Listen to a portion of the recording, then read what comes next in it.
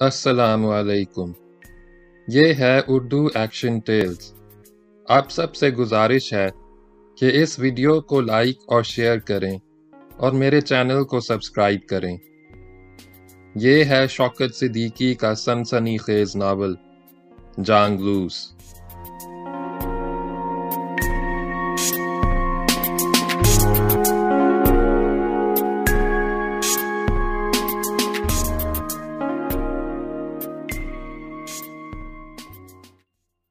باب نمبر 20 کا پہلا حصہ۔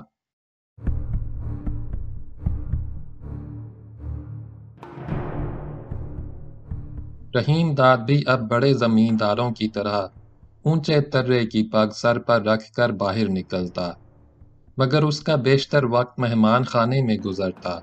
البتہ وہ اکثر گھوڑی پر سوار ہو کر دن ڈھلے اللہ وسایہ کے ہمراہ نہر کی طرف چلا جاتا۔ نہر گاؤں سے زیادہ دور نہیں تھی۔ دونوں گھوڑیاں آہستہ آہستہ دوڑاتے ہوئے نہر کے کنارے کنارے دور تک چلے جاتے، باغ میں واپس آتے اور عام طور پر وہیں ساتھ بیٹھ کر رات کا کھانا کھاتے۔ جمیلہ اور اس کے دونوں بچے بھی کھانے میں شریک ہوتے۔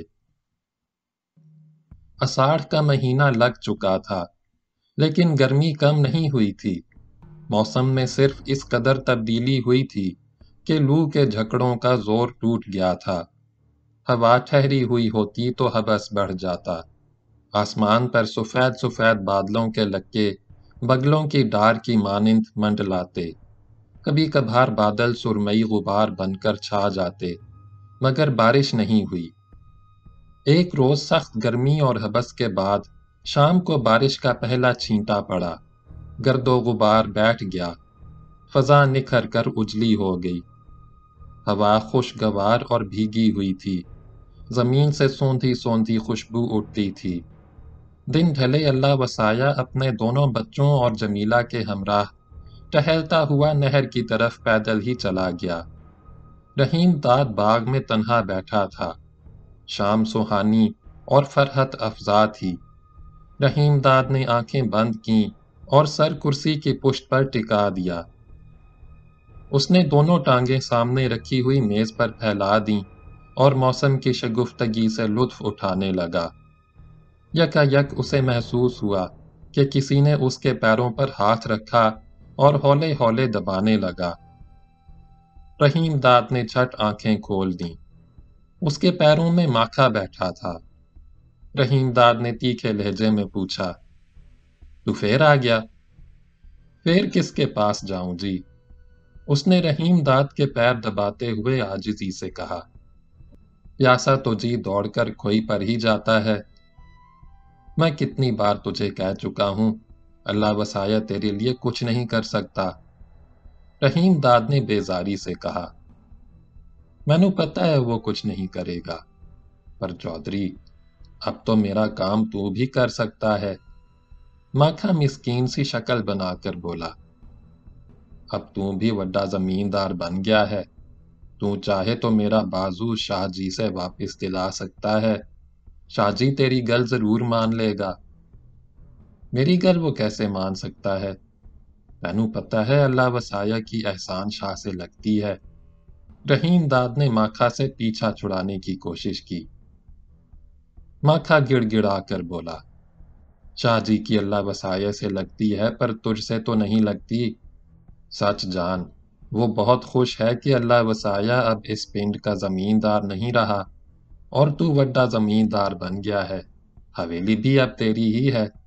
اللہ وسایہ کے پاس تو خالی پٹی رہ گئی، سب کچھ تیرا ہی ہے۔ رحیم داد نے اسے تیکھی نظروں سے دیکھا۔ تینوں کیسے پتا چلا احسان شاہ اس طرح سوچتا ہے؟ وہ اللہ وسایہ کا دشمن ہے تو میرا بھی ہے۔ چودھری تینوں کچھ پتا نہیں، ماکھا مسکرا کر بولا، اللہ وسایہ سے تو شاہ جی اس لیے خار کھاتا ہے، وہ مزارے سے وڈا زمیندار بن گیا، اس کے برابر پہنچ گیا، اسے تو اللہ وسایہ سے خار کھانی ہی چاہیے۔ تجھے تو وہ خاندانی زمیندار بتاتا ہے، رب سو میں نے اپنے کانوں سے سنا ہے، شاہ جی کہہ رہا تھا، چلو جی یہ بھی ٹھیک ہی ہوا، پتہ چلا ہے چودھری ویسے جات کا ہے تو جاٹ، پر خاندانی زمیندار ہے، اللہ وسایہ کی طرح مزارہ یا جانگلی نہیں رہا۔ وہ میرے بارے میں کچھ ہی کہے، میں اس کے پاس نہیں جا سکتا۔ اللہ وسایہ یہ بات پسند نہیں کرے گا اور میں اسے ناراض نہیں کر سکتا۔ چودھری میرے لیے ایک بار چپکے سے شاہ جی سے مل لے۔ اس نے رحیم داد کے پیر ایک بار پھر پکڑ لیے۔ اللہ وسایہ کو پتہ ہی نہیں چلے گا، شاہ جی تیری گل مان لے گا، میرا بازو مجھے مل جائے گا۔ 5 سال ہو گیا اسے دیکھے ہوئے۔ اس نے آسمان کی سمت نظریں اٹھا کر ٹھنڈی سانس بھری۔ جب سے وہ گئی ہے میرا گھر بار بالکل تباہ ہو گیا۔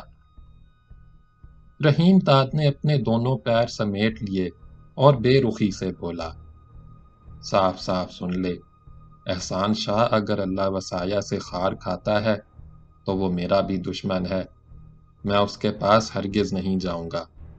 تو کوئی اور رستہ ڈھونڈ، میں تیرے لیے کچھ نہیں کر سکتا۔ رحیم داد کے چہرے پر جھنجھلاہٹ چھا گئی۔ اور دیکھ، آگے بھی تو میرے پاس نہ آنا، مجھے تیرا یہاں آنا بالکل پسند نہیں، اب تو ٹر جا۔ رحیم داد کا لہجہ تیکھا اور تلخ ہو گیا۔ ماکھا سر جھکائے کچھ دیر بت بنا بیٹھا رہا۔ اس نے گہری سانس بھری، اٹھا اور چپ چاپ چلا گیا۔ اس کے جانے کے بعد رحیم داد خاموش بیٹھا رہا۔ اس کی طبیعت مکدر ہو گئی تھی۔ وہ بیزار ہو کر اٹھنے ہی والا تھا کہ احمد آ گیا۔ اس کے ہاتھ میں لیمپ تھا۔ اس نے لیمپ اسٹول پر رکھا، اسے روشن کیا اور رحیم داد کی جانب مڑ کر دیکھا۔ زمیندار حویلی میں ہے، اس نے کہا ہے چودھری سے کہنا باغ میں ٹھہرے، میں بھی ذرا دیر میں پہنچ جاؤں گا، روٹی اس کے ساتھ ہی کھاؤں گا۔ رحیم داد کو احمد کی زبانی اللہ وسایہ کا پیغام ملا تو اس نے مہمان خانے میں جانے کا ارادہ ترک کر دیا۔ باغ میں بیٹھا رہا۔ تھوڑی دیر بعد اللہ وسایہ آ گیا۔ اس کے ساتھ جمیلہ بھی تھی۔ ان کے پہنچتے ہی نوکروں نے کھانا لگایا۔ تینوں نے کھانا کھایا۔ کھانے سے فارغ ہو کر اللہ وسایہ بولا، آج تو بہت چنگا موسم ہے، بارش کا ایک ہی چھینٹا پڑا، نہ ہبس رہا نہ گرمی، ہوا بھی ٹھنڈی چل رہی ہے۔ جمیلہ نے مسکرا کر کہا، موسم کو تو بدلنا ہی تھا، جولائی کا مہینہ شروع ہو چکا ہے۔ رحیم داد نے گردن اٹھا کر آسمان کی طرف دیکھا۔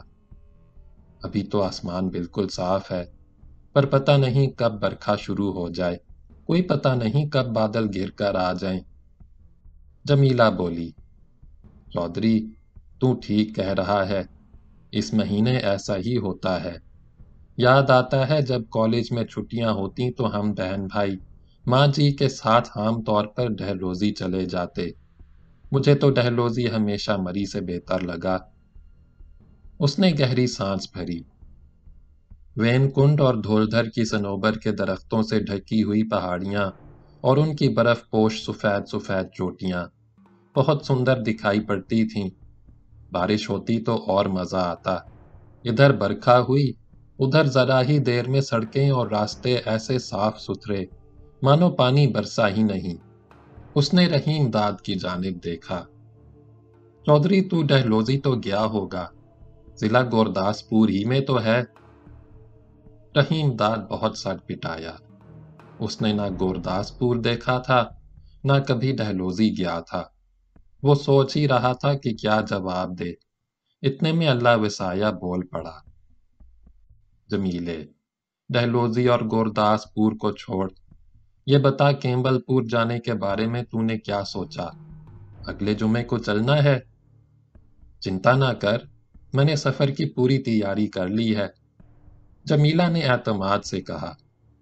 رحیم داد نے حیرت زدہ ہو کر دریافت کیا، اللہ وسایہ، کیا تو کیمبل پور جا رہا ہے؟ جانا ہی پڑے گا جی، اللہ وسایہ نے جواب دیا۔ میری پھپھیری شریفہ کا بیاہ ہے، اس میں شرکت ضروری ہے، جمیلہ اور بچے بھی ساتھ جائیں گے۔ اس کا لہجہ دھیما پڑ گیا۔ ٹھنڈی سانس لے کر اس نے بتایا، بات یہ ہے چودھری، اس کا نہ پیو ہے نہ ماں، بہن بھائی بھی سگے نہیں۔ میرا پھپھا فوج میں تھا، پچھلی جنگ میں جاپانیوں کے ہاتھوں مارا گیا۔ سرکار نے اس کے مرنے کے بعد کیمبل پور میں تھوڑی سی زمین گزارے کے لیے دے دی تھی، تب سے پھپھی وہیں رہنے لگی تھی، پر بیچاری زیادہ دن زندہ نہیں رہی۔ اس کے مرنے کے بعد سرکاری پینشن بھی بند ہو گئی۔ اب پھپھی کی نشانی شرفا ہی رہ گئی ہے۔ چاچے نے اسے پالا ہے، وہ بھی کیمبل پور میں ہوتا ہے۔ میں نے تو شرفا کو برسوں سے نہیں دیکھا، اور جمیلہ نے تو اسے صرف ایک بار دیکھا ہے۔ گڈو کے مونڈن پر میں نے اسے یہاں بلایا تھا۔ اس سمے تو وہ 12-13 برس کی چھوری تھی، پر اب تو جوان مٹیار ہوگی۔ پر بہت سیدھی سادھی تھی، سدا چپ چاپ رہتی۔ جمیلہ کا چہرہ افسردہ ہو گیا۔ جس کے سب مر جائیں، اس کا یہی حال ہوتا ہے۔ پر تجھ سے تو وہ بہت پیار کرتی تھی، ہر وقت تیرے ہی ساتھ لگی رہتی تھی، ایسے ہی پیار نہیں کرتی تھی؟ جمیلہ کے لہجے میں درد کی کسک تھی۔ تینوں کے پتا میں کتنی بار اسے چھاتی سے لگا کر روئی ہوں۔ ضرور روئی ہوگی، اللہ وسایا بولا۔ کسی کڑی کا پیو یا ماں گزر جائے تو سب سے بڑھ کر تو ہی جا کر سیاپا کرتی ہے۔ اس نے مڑ کر رحیم داد کی جانب دیکھا۔ چودھری، اس کا دل بہت کمزور ہے، ذرا سی بات پر اسے رونا آ جاتا ہے، ویسے گلاں بہت کرتی ہے۔ رحیم داد نے اس کی بات نظر انداز کرتے ہوئے دریافت کیا، کیمبل پور سے واپسی کب تک ہوگی؟ ہفتہ بھر تو لگ ہی جائے گا، زیادہ دن بھی لگ جائیں تو کوئی تعجب نہیں۔ ایک روز تو لاہور ٹھہرنا پڑے گا۔ میں نے شرفاں کو نان کی چھک دینے کے لیے کپڑے لتے اور زیور بھی انارکلی سے خریدنے ہیں۔ 2 ریشمی پٹانگل تو میں نے پہلے ہی تیار کر لیے ہیں، جمیلہ نے مسکرا کر بتایا۔ اللہ وسایا حیرت سے آنکھیں پھاڑ کر بولا، وہ تو نے کب تیار کیے؟ میں نو پتہ ہی نہ چلا۔ لے یہ بھی کوئی بتانے کی گل ہے، جمیلہ نے شوخی سے کہا۔ یہ تو سوچ، ننیال میں تیرے علاوہ شرفاں کا اور کون ہے؟ ویسے تو وڈا زمیندار بھی کہلاتا ہے، میں کمبے برادی میں تیرا سر نیچے نہیں ہونے دوں گی۔ جمیلہ نے سینے پر ہاتھ مارا۔ چنتا نہ کر، شرفاں کی ماں نہیں، میں تو موجود ہوں۔ دیکھ لینا کیسی دھوم دھام سے سگائی ہوگی، بیاہ کی ساری ریتاں رسماں ہوں گی۔ شرفاں کے سسرال والوں کے سامنے میں نے ناک نہیں کٹوانی۔ میں نو پتہ ہے تو سب کچھ کرے گی۔ اللہ وسایا نے ہلکا کہا لگایا۔ ڈھولکی بجائے گی، گھوڑیاں اور سہاگ کے گیت گائے گی، جھمریا ماگھا ناچے گی، اور سلامی میں سب سے بڑھ چڑھ کر روپیہ بھی دے گی، اسی لیے تو اپنے پاس کچھ بچتا بچاتا نہیں۔ کیا کرے گا پیسہ جوڑ کر؟ جمیلہ نے تیکھے لہجے میں کہا۔ اس کے لابھ میں پڑھ کر مورکھ نہ بن، اس میں کچھ نہیں رکھا، جتنا جوڑو جمع کرو اتنا ہی لالچ بڑھتا ہے، منش خود غرض اور کٹھور بن جاتا ہے، دن رات اسی چکر میں رہتا ہے۔ اسی وقت ہوا کا تیز جھونکا آیا، اسٹول پر رکھا ہوا لیمپ بھڑکا اور بجھ گیا، روشنی نہیں رہی تو اندھیرا چھا گیا۔ تینوں ذرا دیر گھور اندھیرے میں خاموش بیٹھے رہے، پھر محفل برخاست ہو گئی۔ اللہ وسایا اور جمیلہ حویلی کی سمت چلے گئے۔ رحیم داد مہمان خانے میں پہنچا۔ اللہ وسایا اور جمیلہ سفر کی تیاریوں میں الجھے ہوئے تھے۔ رحیم داد سے شام کو ان کی سرسری ملاقات ہوتی۔ ایک صبح تاروں کی چھاؤں میں 2 تانگے حویلی کے سامنے نظر آئے، ایک میں جمیلہ اور دونوں بچے اور دوسرے میں دونوں نوکر سامان کے ساتھ بیٹھ گئے۔ رحیم داد بیدار ہو چکا تھا، سفر پر روانہ ہونے سے پہلے وہ اللہ وسایا سے ملا۔ اللہ وسایا نے رخصت ہوتے وقت رحیم داد کو گلے سے لگایا اور پیٹھ محبت سے تھپک کر بولا، چودھری، میں جلد ہی واپس آنے کی کوشش کروں گا، تو زمینداری کی دیکھ بھال کرتا رہنا، ویسے بھی اب تجھے زمینداری کے معاملات میں پوری دلچسپی لینی چاہیے۔ تو بھی اس پنڈ کا زمیندار بن چکا ہے۔ ایسی گل نہ کر اللہ وسایا۔ رحیم داد نے جھٹ اسے ٹوکا۔ اس پنڈ کا زمیندار تو ہی ہے اور تو ہی رہے گا۔ یہ تو تیری محبت ہے چودھری، مینوں پتہ نہیں تھا تیرا دل اتنا وڈا ہے۔ میرا دل کتنا وڈا ہے یہ تو تینوں آگے پتہ چلے گا، رحیم داد نے علیحدہ ہوتے ہوئے کہا۔ جو کہہ رہا ہوں وہی کروں گا اور ثابت کر کے دکھاؤں گا۔ اس کا چہرہ مزمحل ہو گیا۔ یہ تو سوچ، تیرے سوا دنیا میں اب میرا کون ہے؟ میرے لیے تو سب کچھ تو ہی ہے۔ جمیلہ ہنس کر بولی، تم دونوں ساری گلاں اسی سمے کر لو گے، کچھ واپسی کے لیے بھی چھوڑ دو۔ رحیم داد نے جمیلہ کی بات سن کر اللہ وسایا سے کہا، اب تو جا، دیر ہو رہی ہے، دیکھ جلد آنے کی کوشش کرنا۔ اللہ وسایا خاموشی سے تانگے کی اگلی نشست پر بیٹھ گیا۔ جمیلہ اور بچے بھی اسی تانگے میں تھے۔ دونوں تانگے آگے پیچھے روانہ ہوئے۔ رحیم داد حویلی کے نوکروں اور نوکرانیوں کے ساتھ خاموش کھڑا تانگوں کو جاتے ہوئے دیکھتا رہا۔ تانگے دھول اڑاتے رفتہ رفتہ دور ہوتے گئے۔ آخر ایک موٹر پر درختوں کی آڑ میں نظروں سے اوجھل ہو گئے۔ رحیم داد بوجھل قدموں سے چلتا ہوا مہمان خانے میں واپس آ گیا اور اپنے کمرے میں جا کر تھکا ہوا سا کرسی پر بیٹھ گیا۔ وہ مزمحل نظر آ رہا تھا۔ اس نے ناشتہ بھی رغبت سے نہیں کیا۔ دن بھر کمرے میں رہا۔ شام کو باغ میں گیا مگر وہاں بھی دل نہ لگا۔ اسے تنہائی کا شدید احساس تھا۔ وہ جلد ہی اٹھ کر مہمان خانے میں چلا گیا اور کھانا کھا کے بستر پر لیٹ گیا۔ دوسرے روز بھی اس کی طبیعت اچاٹ رہی۔ موسم بھی دھندلا دھندلا اور بے کیف تھا۔ آسمان پر بادلوں کا غبار چھایا تھا۔ ہوا ٹھہری ہوئی تھی۔ بارش بھی نہیں ہوئی۔ فضا میں حبس تھی، گھٹن تھی۔ رحیم داد مہمان خانے سے نکلا، کھیتوں کی طرف گیا، مزاروں سے فصل کے بارے میں ادھر ادھر کی باتیں کیں۔ واپس آیا تو جسم پسینے پسینے تھا۔ اس نے غسل کر کے لباس تبدیل کیا۔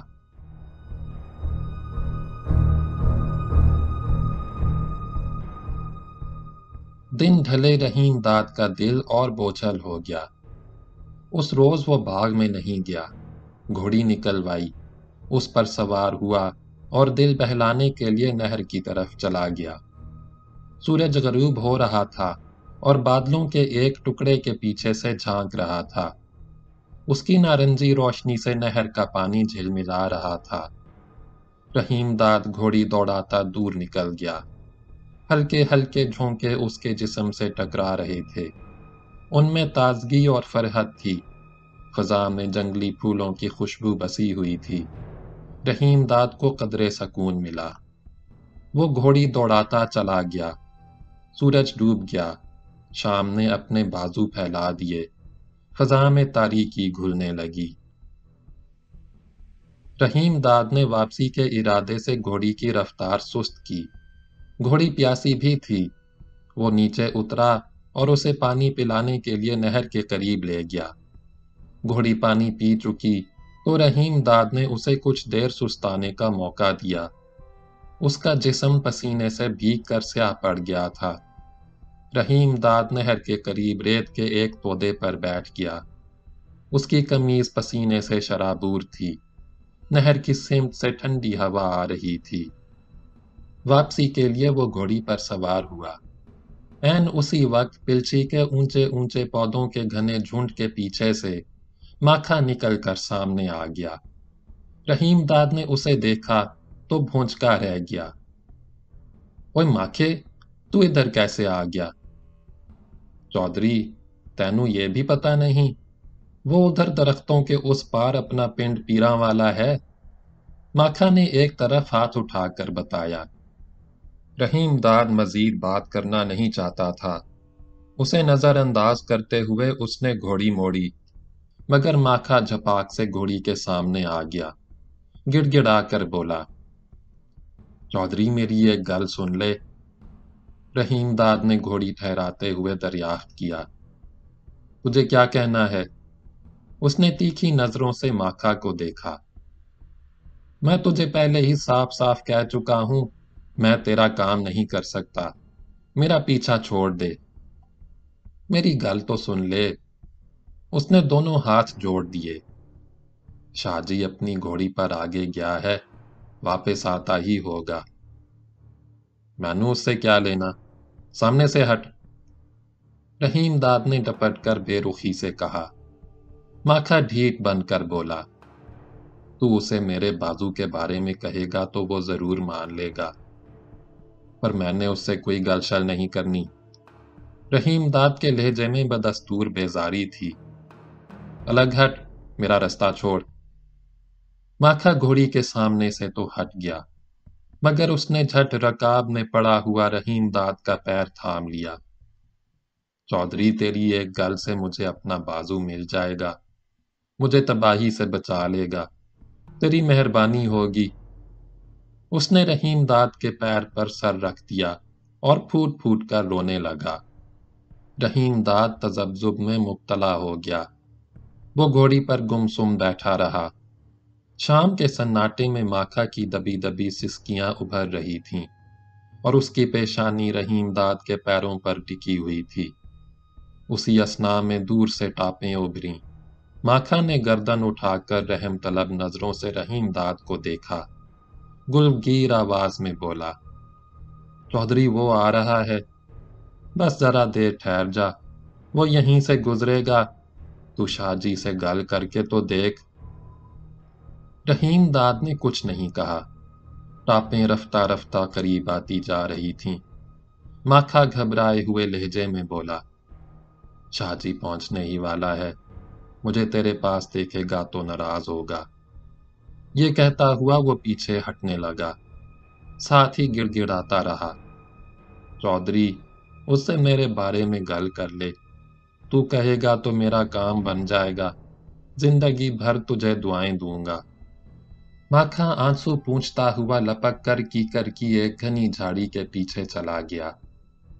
رحیم داد پسو پیش میں جہاں تھا وہیں کھڑا رہا۔ ٹاپیں بالکل قریب سنائی دینے لگیں۔ رحیم داد نے نظریں اٹھا کر دیکھا۔ شام کے دھندلکے میں احسان شاہ اپنی گھوڑی دوڑاتا، گرد کے بادل اڑاتا، ایک موڑ سے نمودار ہوا۔ وہ رحیم داد ہی کی طرف آ رہا تھا۔ آن کی آن میں وہ نزدیک پہنچ گیا۔ اس نے گھوڑی کی راسیں زور سے کھینچیں۔ گھوڑی اونچی آواز سے ہنہنائی اور ٹھہر گئی۔ احسان شاہ نے رحیم داد کو غور سے دیکھا۔ رحیم داد نے سلام کیا۔ احسان شاہ نے سلام کا جواب دیا اور گردن اٹھا کر پوچھا، میں نے تجھے پہچانا نہیں، پہلی بار ادھر دیکھ رہا ہوں۔ رحیم داد نے بتایا، میرا نام جی چودھری نور الہی ہے، کوٹلہ ہرکشن میں اپنی زمینداری ہے۔ تو ہے چودھری نور الہی؟ احسان شاہ نے حیرت کا اظہار کیا۔ نام تو تیرا سنا تھا، آج تجھے دیکھ بھی لیا۔ اس کے چہرے کا تناؤ کم ہو گیا، مسکرا کر بولا، پر آج تو ادھر کیسے نکل آیا؟ رحیم داد نے نظر بھر کر احسان شاہ کو دیکھا۔ سن و سال کے اعتبار سے وہ 56-57 سال کے پیٹے میں تھا، مگر جسم مضبوط اور بھاری بھرکم تھا۔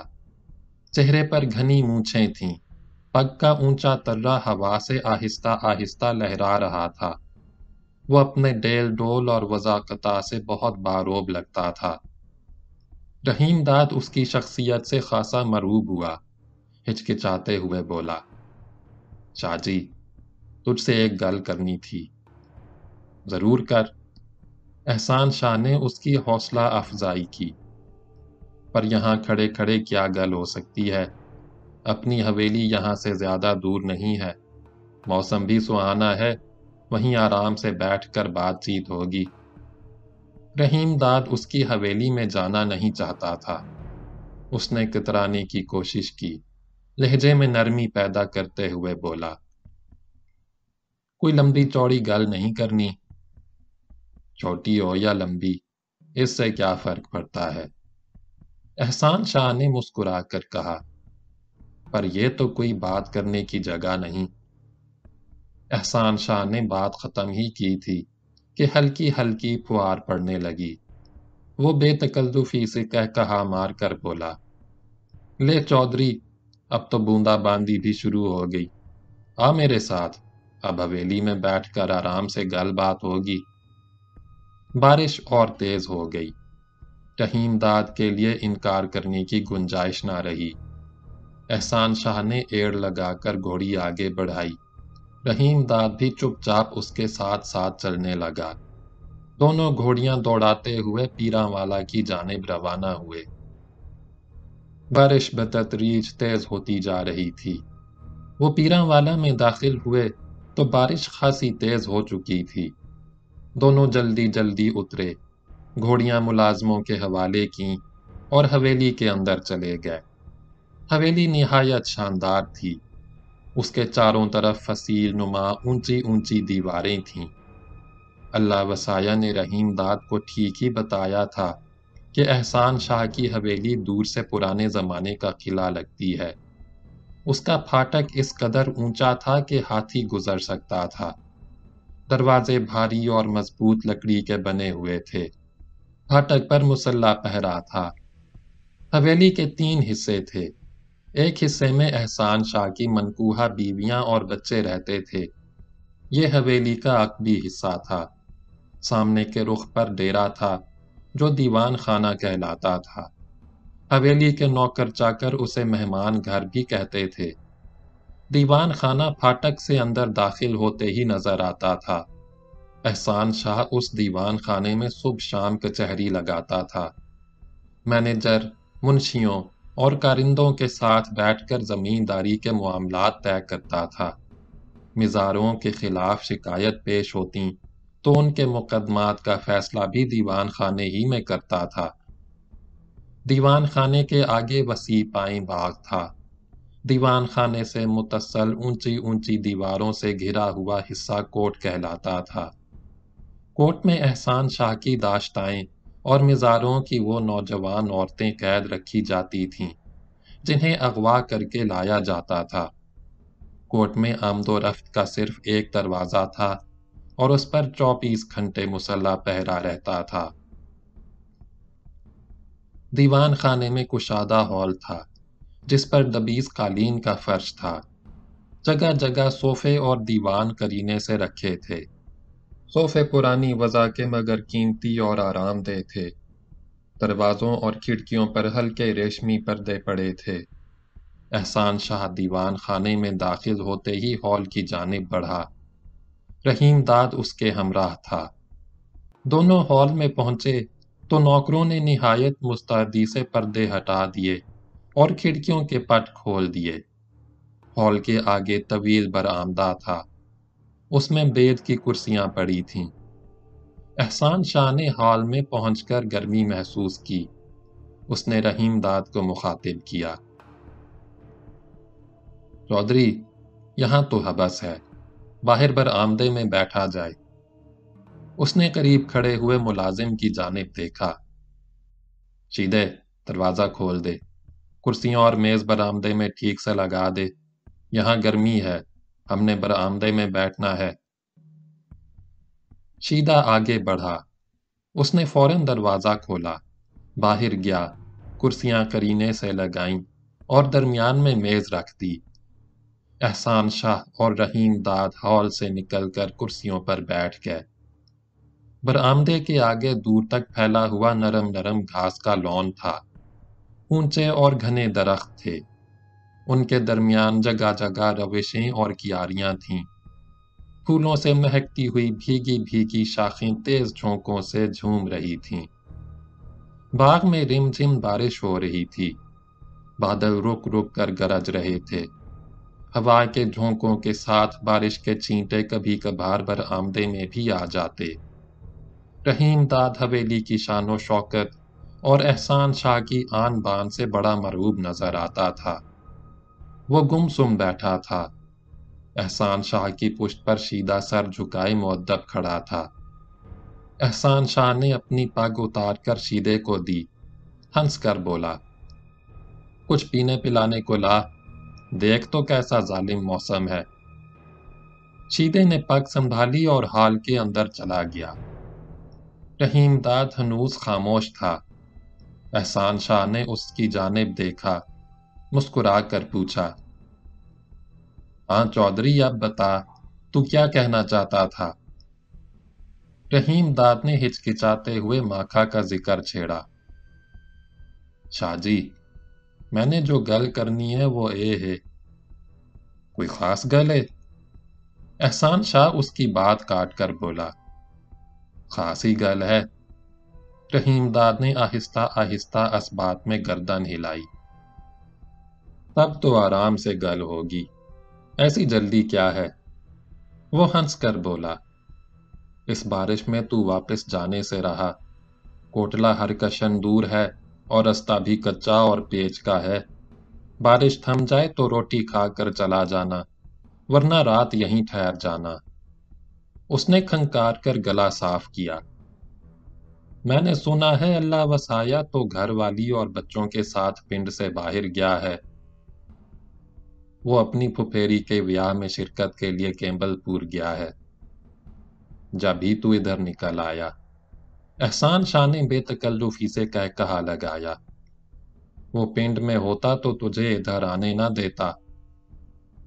رحیم داد نے کسی رد عمل کا اظہار نہیں کیا، خاموش بیٹھا رہا۔ ذرا دیر بعد شیدہ ایک ٹرے میں وسکی کی بوتل، 2 گلاس اور پانی سے بھرا ہوا جگ لے کر آ گیا۔ اس نے بوتل، جگ اور گلاس میز پر رکھ دیے۔ رحیم داد نے یہ رنگ ڈھنگ دیکھا تو بہت گھبرایا۔ اس نے پہلے کبھی شراب نہیں پی تھی، البتہ میلوں ٹھیلوں میں بھنگ اور ساوی بارہا پی چکا تھا۔ جن دنوں منٹگمری جیل میں تھا، لالی اور دوسرے قیدیوں کے اصرار پر چرس بھری سگریٹیں بھی پی لیتا تھا، مگر چرس پینے کی لت نہیں لگی تھی۔ شیدے نے پہلے احسان شاہ کے لیے وسکی کا پیک بنایا اور گلاس اس کے سامنے رکھ دیا، مگر جب وہ دوسرا پیک بنانے لگا تو رحیم داد کسی قدر پریشان ہو کر بولا، میرے لیے نہ بنا۔ شیدے نے ہاتھ روک لیا، کیسی گل کر رہا ہے چودھری، ایسے کافر موسم میں تو وڈے وڈے زاہدوں اور پرہیزگاروں کی توبہ ٹوٹ جاتی ہے۔ وہ کھلکھلا کر ہنسا، شیدہ کی جانب متوجہ ہوا، منہ کیا تک رہا ہے، اپنا کام کر۔ اس نے نہایت مستعدی سے پیک تیار کیا اور رحیم داد کے سامنے رکھ دیا۔ احسان شاہ نے اشارہ کیا، شیدہ فوراً چلا گیا۔ احسان شاہ نے گلاس اٹھایا، رحیم داد کو مخاطب کیا، چودھری اٹھا اپنا گلاس۔ لیکن رحیم داد نے گلاس نہیں اٹھایا، حیران و پریشان بیٹھا رہا۔ احسان شاہ نے اصرار کیا، اب تکلف شکلف چھوڑ، گلاس اٹھا۔ شاہ جی گل اے ہے، میں نے آج تک نہیں پی، مجھے نہ پلا۔ نہیں پی تو اس سے کیا فرق پڑتا ہے، آج سے شروع کر دے۔ احسان شاہ کا اصرار جاری رہا، اللہ وسایا کے رستے پہ نہ چل۔ وہ تو مزارہ تھا، زمیندار بن کر بھی مزارہ ہی رہا، وہ تجھے بھی زمیندار نہیں بننے دے گا۔ احسان شاہ نے گلاس اٹھا کر رحیم داد کے ہاتھ میں تھما دیا، اپنا گلاس اس کے گلاس سے ٹکرایا۔ چل شروع ہو جا، میں نے آج تک کسی مہمان کی اس طرح ناز برادری نہیں کی۔ اس نے ایک ہاتھ مونچھ پر پھیرا، میں متروکہ جائیداد کی لوٹ مار سے زمیندار نہیں بنا، خاندانی جاگیردار ہوں۔ یہ حویلی میرے دادے نے بنوائی تھی، وہ بہت بڑا زمیندار ہوتا تھا، لاٹ گورنر کے دربار میں اسے کرسی ملتی تھی، کیا سمجھا؟ احسان شاہ نے وسکی کا گھونٹ بھرا۔ رحیم داد اس کی باتوں سے ایسا مرعوب ہوا کہ گلاس اس کے ہونٹوں تک پہنچ گیا۔ اس نے بھی گھونٹ بھرا اور منہ ذرا سا بگاڑ کر بولا، शाह जी, तूने ये ठीक नहीं किया। बच्चों जैसी गला ना कर। एहसान शाह ने हंसकर उसकी हौसला अफजाई की। तैनू अभी पता नहीं जिंदगी का इसके बिना क्या मजा। थोड़ी सी और लगा, तैनू खुद ही अंदाजा हो जाएगा ये क्या बहार दिखाती है। उसी वक्त बादल जोर से गरजा। रहीम दाद ने जबान से कुछ नहीं कहा। खामोशी से एक घूंट और भरा और भीगी हुई मूछें हाथों से पूंछने लगा। बारिश तेज हो गई। हवा के नम आलूद झोंके बरामदे के अंदर आने लगे। फजा में खुन की रच गई। शीदा 2 प्लेटों में तले हुए मुर्ग और टिक्के ले आया। एहसान शाह और रहीम दाद पीते रहे, मुर्ग और टिक्के खाते रहे। बाहर मूसलाधार बारिश होती रही। एहसान शाह बोला, हाँ चौधरी, अब सुना अपनी गल। तैनू के कहना है? तैनू के कहना है? बार बार जिक्र करता था। ऐसी क्या खास गल है? गल शल क्या है जी? वो तेरा एक मिजारा है ना, माखा नाम है उसका। रहीम दाद ने जानबूझकर अपनी बात अधूरी छोड़ दी। वो एहसान शाह का रद्द अमल देखना चाहता था, मगर एहसान शाह पर कोई खास रद्द अमल नहीं हुआ। बेनियाजी से बोला, याद तो पड़ता है, अपना एक मिजारा माखा भी है, पर चौधरी तुझे उससे क्या लेना? रहीम दाद ने हिचकिचाते हुए कहा, उसकी घरवाली तेरी हवेली में है। होगी। एहसान शाह ने एक तिक्का उठाकर चुबाते हुए रहीम दाद की तरफ देखा। तुझे कैसे उसकी याद आ गई? माखा कई बार मेरे पास आ चुका है। रहीम दाद ने वजाहत की। वो अपनी घरवाली वापस ले जाना चाहता है। उसकी बात ना कर। वो तो ऐसे ही सबके पास पहुंचता रहता है। तेरे पास भी जाकर गिड़गिड़ाया होगा। यही गल है ना? या तो जी यही गल। रहीम दाद ने विस्की की चुस्की लगाकर कहा। माखा अपने बाजू के लिए बहुत परेशान है। कहता था उसके बगैर वो तबाह हो गया। रहीम दाद पर अब विस्की अपना असर दिखाने लगी थी। वो पहली बार खुलकर मुस्कुराया। शाहजी, वो 5 साल से तेरी हवेली में है। कई बच्चे भी जन चुकी है। अब वो तेरे किस काम की रह गई? काम की तो वो अब भी है। चौधरी, तूने उसे देखा नहीं? एहसान शाह ने हल्का कह कहा लगाया। बच्चे जनने के बाद वो और रसीली हो जाती है। तभी तो मैंने उसका नाम रसीली रख छोड़ा है। अब तो ये भी याद नहीं पहले उसका क्या नाम होता था। अब तो मैं उसे रसीली ही के तौर पर पहचानता हूँ। सच कहता हूँ, वो है भी रसीली। अब तो वो बूढ़ी हो गई होगी। लगती तो वो अभी तक जवान है। एहसान शाह ने मुस्कुराकर जवाब दिया। तेरी गल समझ नहीं आई। रहीम दाद ने चेहरे के तासुरात से हैरत का इजहार किया। मैंने तुझे ये देखा है, 2-3 बच्चों के बाद तो मिजारों और कमियों की घर वालियां ऐसी मरियल और बूढ़ी लगती हैं कि देखने को जी नहीं करता। चौधरी, तू भी ठीक कह रहा है। एहसान शाह ने उसकी तायीद की। बात यह है जी, मिजारे और कमी इनसे दिन रात सख्त मेहनत कराते हैं, पर रोटी टुकर देने को उनके पास इतना होता नहीं कि उन्हें ठीक ठाक रखें। वो बूढ़ी और मरियल नहीं लगें तो और क्या लगें। पर यह भी तो है जी, इधर कुड़ी 13-14 की हुई, उधर झट उसका ब्याह हो जाता है। पूरी तरह जवान भी नहीं होती कि ठकाठक बच्चे पैदा होने लगते हैं। जभी तो मिजारों और कमियों के घरों में जवान और खूबसूरत जनानियां नजर नहीं आती। एहसान शाह ने मुंह बिगाड़ा। मैं जिसे भी उठवाता हूँ, पहले उसे मक्खन दूध खिला पिलाकर तैयार कराता हूँ। तब उस पर जोबान आता है, वो निखरती है। चेहरे पर रंगो रूप आ जाता है। बदन भी गदाज और कसा हुआ हो जाता है। रहीम दाद कुछ ना बोला। चुप बैठा मुर्ग की टांग चबाता रहा।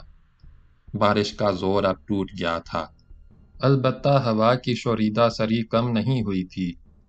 دونوں کی آنکھوں میں نشے سے ستارے جھلملا رہے تھے۔ احسان شاہ زیادہ دیر خاموش نہیں رہا۔ اس نے ہنس کر پوچھا، چودھری کس سوچ میں پڑ گیا؟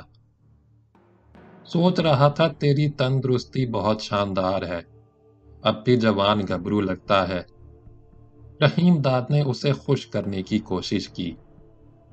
اب تو کچھ بھی نہیں رہا، 2 سال ادھر میرا جگر خراب ہو گیا تھا، تب سے صحت ذرا گر گئی۔ تو نے اس زمانے میں مجھے نہیں دیکھا۔ برا نہ منا تو ایک گل پوچھوں؟ رحیم داد نے دبی زبان سے کہا۔ شاہ جی، تو مزاروں کی گھر والیاں کیوں اٹھواتا ہے؟ مزاروں کی زنانیاں تب اٹھواتا ہوں جب وہ سرکشی کرتے ہیں، وگار سے جی چراتے ہیں، حرام خوری اور بدماشی کرتے ہیں۔ احسان شاہ تیکھے لہجے میں بولا، ایسے مزاروں کو بے دخل کیوں نہیں کر دیتا؟ بے دخل کرنے کا سب سے آسان اور مجرب نسخہ یہ ہے، جس مزارے کو بے دخل کرنا ہو اس کی گھر والی اٹھوا لو۔ سمجھو اس کا ایک بازو کٹ گیا، وہ بالکل بے بس ہو جاتا ہے۔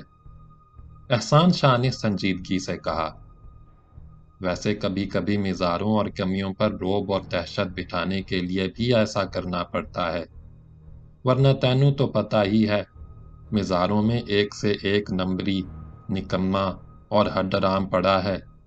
ذرا ڈھیل دو جھٹ قانون چھاٹتا ہے، اوپر درخواستیں پہنچاتا ہے، خود بدماشی کرتا ہے، دوسروں کو بھی اکساتا ہے۔ زمینداری کرنا ہنسی ٹھٹھا نہیں، زمیندار کا روب اٹھ جائے تو سمجھ لے گئی زمینداری۔ اسے چلانے کے لیے ضروری ہے ایسا وار کرو کہ مزارہ سر ہی نہ اٹھا سکے۔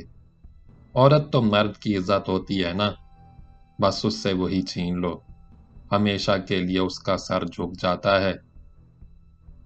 پر شاہ جی تو نے بہت زنانیاں رکھ چھوڑی ہیں، میں نے تو سنا ہے ان کے لیے بہت بڑا کوٹ بنوا رکھا ہے، کیا یہ سچ ہے؟ رحیم داد نے پوچھا۔ تو نے ٹھیک ہی سنا، احسان شاہ نے بتایا، کوٹ ساتھ ہی ہے، دیکھنا چاہے تو ابھی دیکھ لے، بول کیا کہتا ہے؟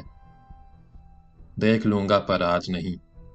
رحیم داد رضامند نہ ہوا، ویسے بارش بھی ہو رہی ہے، اب میں تجھے راز کی گل بتاتا ہوں، ان رکھیلوں سے بہت کام نکلتا ہے، میں تو ان کو اپنے کمرے میں رات کو کم ہی بلاتا ہوں۔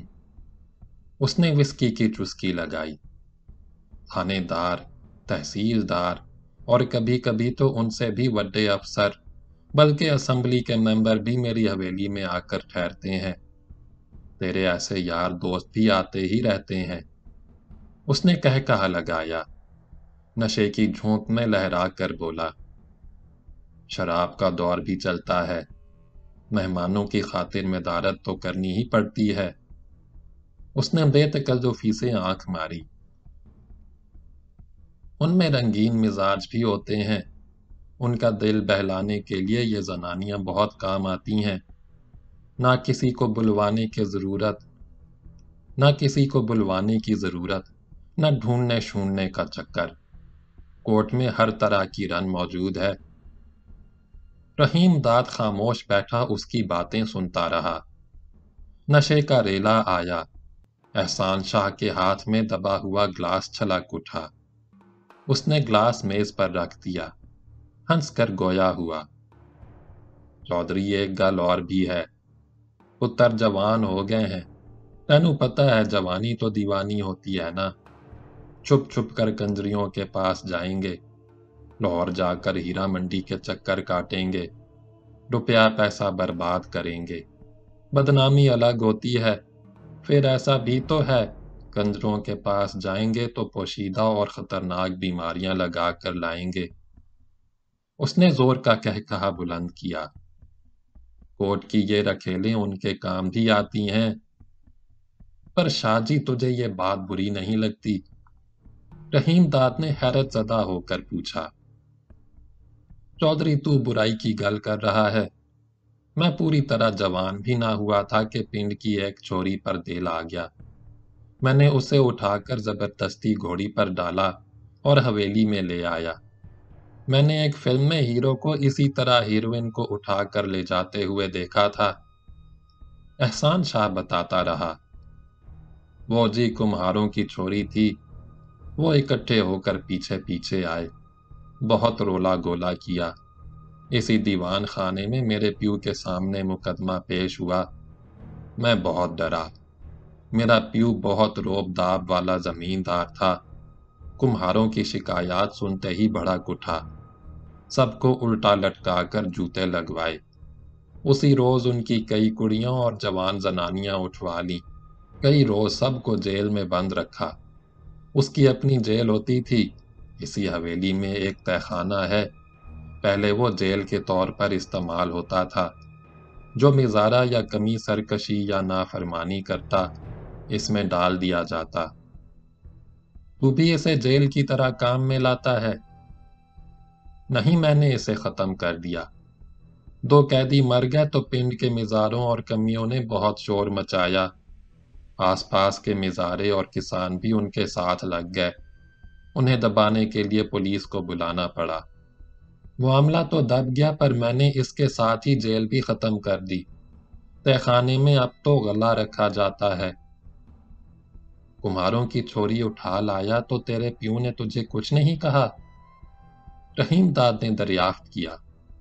कुछ तो नाराज हुआ होगा। बिल्कुल नाराज नहीं हुआ। उसने मुझसे कुछ नहीं कहा।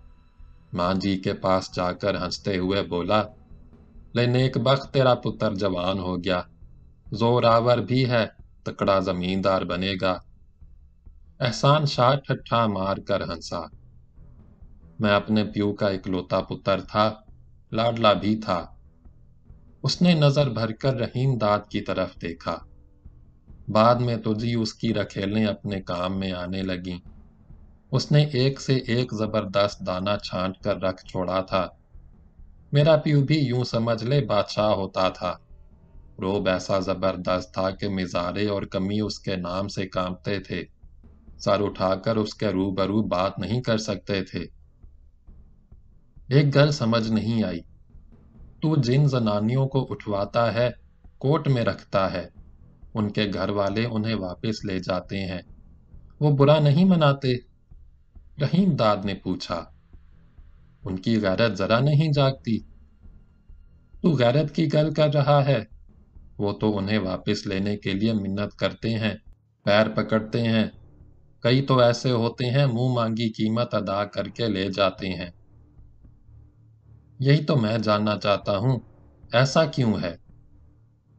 ये सवाल तो असेंबली में भी उठाया गया था। हुआ ये कि बेगम शाहनवाज ने जनानियों के हकूक के लिए असेंबली में बहुत ज़बरदस्त तकरीर की। गिला किया कि उन्हें कोई हकूक हासिल नहीं। मर्दों ने उनके सारे हकूक दबा रखे हैं, अपना गुलाम बनाकर रख छोड़ा है। मलिक फ़ैरोज़ ख़ान नून भी उन दिनों असेंबली का मेंबर होता था। वो झट खड़ा हो गया। ऐसा मस्कत जवाब दिया कि बेगम शाहनवाज चुप करके रह गई। क्या जवाब था उसका? मैं भी सुनूं। उसने गरज कर कहा, बेगम शाहनवाज को पता नहीं पाकिस्तान में जनानियों को कितने हकूक हासिल हैं। मैं इस सिलसिले में अपने एक मिजारे का जिक्र मिसाल के तौर पर ऐवान के सामने पेश करना चाहता हूँ, जिससे पूरी तरह अंदाज़ा हो जाएगा मर्दों के मुकाबले में औरतों को कितने ज़्यादा हकूक मिले हुए हैं। मेरे मिजारे का नाम करमदीन है। उसके बारे में मेरे पास शिकायतें पहुंची कि उसे अपनी इज्जत आबरू का ज़रा लिहाज नहीं। मैंने उसे बुलाकर एक रोज़ पूछा, करमे, मैंने सुना है तेरी घरवाली ने किसी से यारी लगा रखी है। तू उसे कुछ नहीं कहता, तेरी गैरत नहीं जागती? वो बोला, मलिक साहब, है तो ये बिल्कुल सच्ची गल। मेरी घरवाली ने पिंड के लोहार से यारी लगा रखी है। वो हर रात उसके पास चली जाती है। मैंने उसे बहुत मना किया, झगड़ा किया, पर वो नहीं मानती। मैं उसे छोड़ भी नहीं सकता। गल ये है जी, وہ سویرے ہی سویرے واپس آ جاتی ہے، ڈھور ڈنگروں کو چارہ پانی دیتی ہے، میرے لیے روٹی تیار کرتی ہے، شام تک سارے ہی کام کرتی رہتی ہے، بچوں کو روٹی کھلا کر سلاتی ہے، میرے پاس آ کر پوچھتی ہے اور کوئی کام تو نہیں کرنا؟ میں جب تک روکتا ہوں رک جاتی ہے، پھر لوہار کے پاس چلی جاتی ہے۔ ملک صاحب، میں نے اس سے اور کیا لینا؟ دن بھر تو وہ میری گھر والی ہی رہتی ہے نا، ویسے کبھی کبھار رات کو میرے پاس ٹھہر بھی جاتی ہے، پر یہ اس کی مرضی پر ہے۔ احسان شاہ نے نشے کی ترنگ میں زور کا کہا لگایا۔ تو ہی بتا فیروز خان نے کیسی زبردست دلیل پیش کی، اور سچ پوچھ تو بالکل صحیح پیش کی۔ تو نے جو کچھ بتایا کیا یہ سچ ہے؟ بالکل سچ ہے، احسان شاہ نے نہایت اعتماد سے کہا۔ ملک فیروز خان نون کی یہ تقریر تو دستور ساز اسمبلی کے ریکارڈ میں موجود ہے، سارے ہی اخباروں میں چھپ چکی ہے، میں نے بھی اسے اخبار ہی میں پڑھا تھا، میں کب اسمبلی میں بیٹھا تھا۔ رحیم داد کچھ نہ بولا، بارش اب رک چکی تھی۔ رحیم داد نے گردن اٹھا کر باہر دیکھا اور برآمدے میں چھائی ہوئی خاموشی توڑی۔ پانی تو اب تھم چکا ہے۔ اس نے احسان شاہ کا چہرہ نظر بھر کر دیکھا۔ شاہ جی، میری گل کا اب تک کوئی جواب نہیں ملا۔ کون سی گل؟ احسان شاہ نے دریافت کیا۔ وہی ماکھے کے بازو کی واپسی کی گل۔ رحیم داد نے لہجے میں نرمی پیدا کرتے ہوئے کہا۔ شاہ جی، میری خوشی ہے کہ تو اس کی گھر والی واپس دے دے۔ چودھری تو کہتا ہے تو دے دوں گا۔ احسان شاہ رضامند ہو گیا، پر ماکھا اس کا ناس مار دے گا۔ تو نے اسے دیکھا نہیں، بہت زوردار جٹی ہے، ایک نمبر دانہ ہے۔ وہ جیسی بھی ہے میں چاہتا ہوں تو اسے ماکھے کے حوالے کر دے۔ رحیم داد بے تکلفی سے مسکرایا۔ شاہ جی، تینوں یہ بات ماننی ہوگی۔ میں نے کب انکار کیا؟ تیری گل ضرور مانوں گا، اب تو تجھ سے یاری ہو گئی ہے۔ احسان شاہ نے سرخوشی کے عالم میں کہا۔ پر ایک شرط پر واپس کروں گا۔ کیا شرط ہے؟ وہ بھی بتا دے۔ تو آج رات یہیں ٹھہرے گا، ویسے بھی رستہ خراب ہے، بارش کیچڑ میں اتنی رات گئے کیسے واپس جائے گا؟ شاہ جی، تیری یہی شرط ہے تو ٹھہر جاؤں گا۔ رحیم داد ہنس کر بولا۔ وہ واپسی کے متعلق پہلے ہی تذبذب میں مبتلا تھا۔ احسان شاہ نے زور دیا تو وہ بلا جھجک ٹھہرنے پر راضی ہو گیا۔ پر چودھری، تو نے میری پوری گل نہیں سنی۔ وہ بھی بتا دے۔ رحیم داد بدستور مسکراتا رہا۔ شرط ورد کیا ہے؟ یوں سمجھ لے یہ میری خوشی ہے۔ رسیلی آج تیرے کمرے میں رہے گی، تاکہ تجھے بھی پتا چل جائے میں نے 5 سال سے اسے اپنے پاس کیوں رکھ چھوڑا ہے۔ نہیں شاہ جی، ایسا نہیں ہوگا۔ رحیم داد نے صاف انکار کر دیا۔ تو جوان بندہ ہے۔ احسان شاہ نے تیوری پر بل ڈال کر تیکھے لہجے میں کہا۔ جانے تو نے کیسی زمینداری کی ہے، اللہ وسایہ کی طرح تو بھی پہلے مزارہ تو نہیں رہ چکا؟ رحیم داد سراسیمہ ہو گیا۔ اس نے جھٹ صفائی پیش کی۔ ایسی گل نہیں، میں کتنا بڑا زمیندار تھا یہ تو میرا کلیم دیکھ کر تو اندازہ لگا سکتا ہے۔ اس نے بات بنائی۔ گل اے ہے جی، میرا پیو تھا تو بڑا زمیندار، پر بہت نیک بندہ تھا۔ اس نے میری ماں کے سوا زندگی بھر کسی دوسری زنانی کی طرف نظر اٹھا کر نہیں دیکھا۔ پر تو اپنے پیو کے رستے پر چل کر ادھر زمینداری نہیں چلا سکتا۔ مزارے تیرے بس میں نہیں آئیں گے، ان کو دبا کر رکھنے کے لیے ایسا کرنا ہی پڑے گا۔ احسان شاہ نے اپنی بات پر زور دیتے ہوئے اصرار کیا۔ تجھے میری یہ گل تو ماننی ہی پڑے گی۔ دیکھ، ضد نہ کر، میں نے تیری گل مانی ہے تو تجھے بھی میری گل ماننی ہوگی۔ وہ نشے سے جھوم کر ہنسا۔ اب یاری کی ہے تو اسے نبھانا بھی پڑے گا، میں تو یاروں کا یار ہوں۔ احسان شاہ نے گلاس ختم کیا، شیدا کو بلایا، وہ آیا تو اسے کھانا چننے کی ہدایت کی۔ رحیم داد چپ بیٹھا رہا۔ کھانے کا کمرہ برابر ہی تھا، دونوں نے وہاں جا کر کھانا کھایا۔ کھانا مرغن اور خوش ذائقہ تھا، مگر رحیم داد زیادہ نہ کھا سکا۔ کھانے سے فارغ ہو کر احسان شاہ حویلی کے زنان خانے کی جانب چلا گیا۔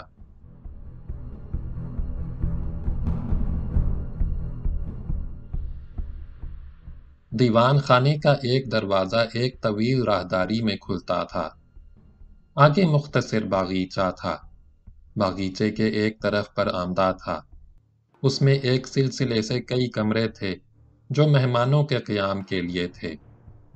شیدا نے ایک کمرے میں رحیم داد کو پہنچا دیا۔ کمرہ خوب ہوادار تھا، دروازوں اور کھڑکیوں پر پردے پڑے تھے۔ کمرے کے ایک طرف مسہری بچھی تھی، اس پر اجلا بستر تھا، قریب ہی میز رکھی تھی، اس پر لیمپ روشن تھا۔ شیدا اسے کمرے میں چھوڑ کر باہر چلا گیا۔ رحیم داد بستر پر لیٹ گیا، اس نے لیمپ کی لو مدھم کر دی۔ بارش پھر شروع ہو گئی تھی، بادل رک رک کر گرج رہے تھے، بجلی بھی کڑک رہی تھی۔ کمرے کی کھڑکی باغ کی جانب کھلتی تھی، ہوا کے بھیگے ہوئے جھونکے اندر آ رہے تھے۔ رحیم داد نے آنکھیں بند کر لیں اور سونے کی کوشش کرنے لگا، مگر ذرا ہی دیر بعد دروازہ آہستہ سے چرچراتا ہوا کھلا۔ رحیم داد نے آنکھیں کھول دیں، مڑ کر دروازے کی جانب دیکھا کہ دھندلی روشنی میں ایک عورت دہلیز کے پاس کھڑی دروازہ بند کر رہی ہے۔ اس کی پشت رحیم داد کی جانب تھی، وہ سبز کنارے کا سرخ ریشمی لاچا باندھے ہوئے تھی۔ دروازہ بند کرنے کے بعد وہ مڑی، اس کا رنگ چمپئی تھا، صورت شکل گوارا تھی، البتہ آنکھیں روشن اور خوبصورت تھیں۔ اس نے ہاتھ اٹھا کر اپنی ناک کا کوکا درست کیا اور آہستہ آہستہ رحیم داد کی جانب بڑھنے لگی۔ وہ 25-26 سال کی جوان اور صحت مند عورت تھی۔ رحیم داد خاموش لیٹا رہا۔ عورت چپ چاپ آ کر پائنتی کی جانب بستر پر پیر لٹکا کر بیٹھ گئی۔ بادل ایک بار زور سے گرجے، بارش تیز ہو گئی۔ رحیم داد تکیے کے سہارے اٹھ کر بیٹھ گیا۔ وہ عورت کو ایک ٹک دیکھتا رہا، پھر اس نے کھنکار کر گلا صاف کیا۔ تم آکے کی گھر والی ہے؟ ہاں جی، میں اس کی گھر والی ہوں۔ اس نے رحیم داد کی جانب دیکھے بغیر جواب دیا۔ تیرا نام کیا ہے؟ رحیم داد نے بات چیت آگے بڑھائی۔ نام تو جی میرا سگرا ہے، پر شاہ جی مجھے رسیلی کہتا ہے، اب سب اسی نام سے پکارتے ہیں۔ وہ آہستہ آہستہ بولتی رہی۔ تو نے ماکھے کا نام لیا، تو اسے جانتا ہے؟ ہاں، رحیم داد نے گردن ہلا کر اقرار کیا۔ یہ بتا تجھے کبھی وہ یاد بھی آتا ہے؟ آتا تو ہے، پر اس سے کیا ہوتا ہے جی؟ رسیلی کا لہجہ بجھا بجھا تھا۔ 5 سال سے اوپر ہو گئے میں نے اسے نہیں دیکھا۔ اگر شاہ جی تجھے واپس بھیج دے تو اس کے پاس چلی جائے گی؟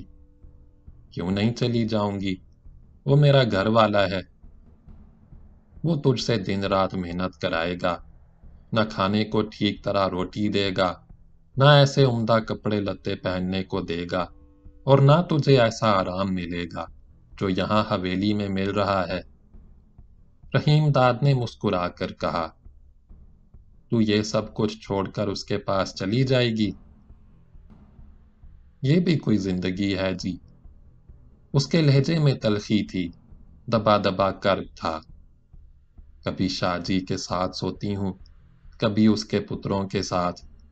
تیرے ایسے مہمان ادھر آ کر ٹھہرتے ہیں تو ان کے ساتھ بھی سونا پڑتا ہے۔ اس کی آواز میں رقت پیدا ہو گئی۔ کئی تو ایسے مہمان آتے ہیں کہ پوری روشنی میں سارے کپڑے لتے اتروا دیتے ہیں۔ शराब के नशे में जाने कैसी गंदी गंदी हरकतें करते हैं। मैं तुझे क्या क्या बताऊं, कैसे बताऊं मुझ पर क्या क्या बीतती है। उसने गहरी सांस भरी, चेहरा गमज़दा हो गया। उसने सर झुका लिया।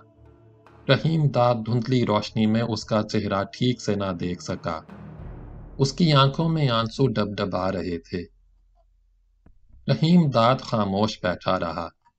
रसीली भी खामोश रही। बाहर तेज बारिश हो रही थी। हवा के भीगे हुए झोंके कमरे के अंदर आते। लैंप की लू बार बार भड़कती। दोनों के साए दीवार पर लहराकर गडमड हो जाते। फिर रसीली की आवाज खामोशी में उभरी। मुझे झोंक आ रही है। तू नहीं सोएगा?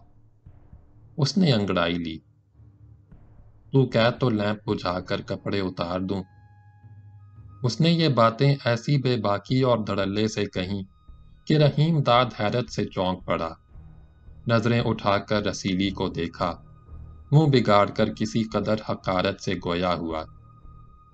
तुझे इस तरह गल करते लाज भी नहीं आती? कैसी लाज और कैसी इज्जत। उसने तीखी नजरों से रहीम दाद को देखा। 5 साल से ऊपर हो गए और तू मुझ में लाज ढूंढता है। वो मेरे पास रही कहाँ?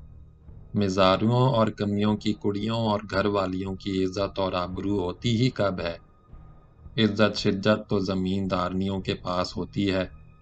वो तो अपने शरीकों के सामने भी ओढ़नी का बकल मारकर मुंह छुपा के बैठती हैं।